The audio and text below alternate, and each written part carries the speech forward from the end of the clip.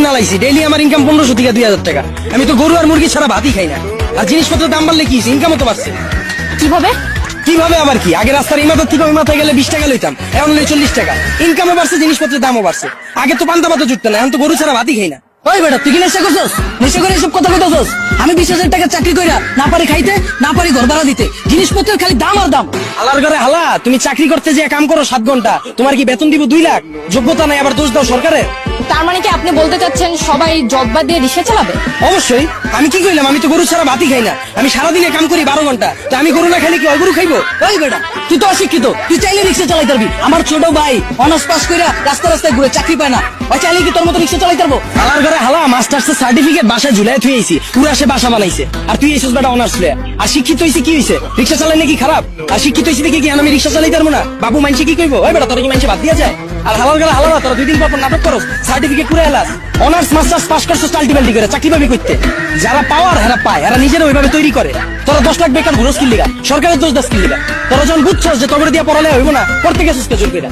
ও বুঝছি, সার্টিফিকেটের লেগা না? বিয়ার সময় যেন কইতে পারো যে আমি গ্রাজুয়েট, আমি ইঞ্জিনিয়ার, আমি শিক্ষিত। এসব বন্ডামি বাদ দিয়া তোর বাইরে রিক্সা লয়ে বেরিয়ে দিবো।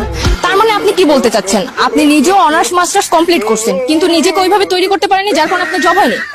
হ্যাঁ অবশ্যই, মিছা কথা কমুকে। আমি নিজের ওইভাবে তৈরি করিনি, আমি জমও পাইনি, আমি রিক্সা চালানো শুরু করছি। আর এই যে 10 লাখ বেকার ঘুরতেছে, একটাও কি বুকে হাত দিয়ে কইতে পারবো নিজে সর্বোচ্চ চেষ্টা করছে? আর এই যে 10 লাখ বেকার ঘুরতেছে, একটা বুকে হাত দিয়ে কইতে পারবো নিজেকে ওইভাবে তৈরি করছে, নিজেকে সর্বোচ্চ চেষ্টাটা করছে, তাও চাকরি পায় নাই? সারা রাত খেলছে কার্ড, সারাদিন গার্লফ্রেন্ডের সময় দিছে, ওরা চাকরি পাবে কইতে? যারা পাওয়ার হেরা পায়। আর গ্রাজুয়েশন কমপ্লিট করছিস, ভালো কথা, বই আরিস কে?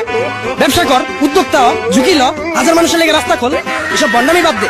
আপনি খুবই গুরুত্বপূর্ণ বিষয় তুলে ধরেছেন, কিন্তু বাংলাদেশের মতো এরকম গরিব দেশে দ্রব্যমূল্যের দাম বাড়াটা কি স্বাভাবিক? ভাই খারাপ, এই দেশ গরিব দেশ কেটা কইছে আপনাদের? এই দেশে 150,000 কোটি টাকার সিগারেট বিক্রি হয়, বিশ্বের ভিতরে 5 নাম্বার বিক্রি বাংলাদেশ। এই দেশে মানুষ 20 কোটি, স্মার্টফোন চালায় 23 কোটি, বাইক চলে 30 লাখ, প্রাইভেট কার চলে 50 লাখ। এই দেশ আমার গরিব হয় কেমনে? ওই বেটা, যারা গরিব ওরা গরিবই আছে, আর যারা বড় লোক ওরা বড় লোকই হইতাছে। এমনি দেশ চললে সবাই তো না খেয়ে মরবো। হালার ঘরে হালা, 1974 সালের পর থেকে এখন পর্যন্ত কেউ না খায় মরছে? তুই তো নিজের বুকে হাত দিয়ে কইতে পারবি এখন পর্যন্ত কোনো একবেলা না খায় হইছে? হালার ঘরে হালা, 3 বেলা তো ভাত খাসি, লগে আবার বিকালের নাস্তাও মারাস। আর যে কস জিনিসপত্রের খালি দাম বাড়তেছে, খামু কেমনে? জিনিসপত্রের দাম বাড়লে খাস কে? কিনস কে? বুঝা আমারে?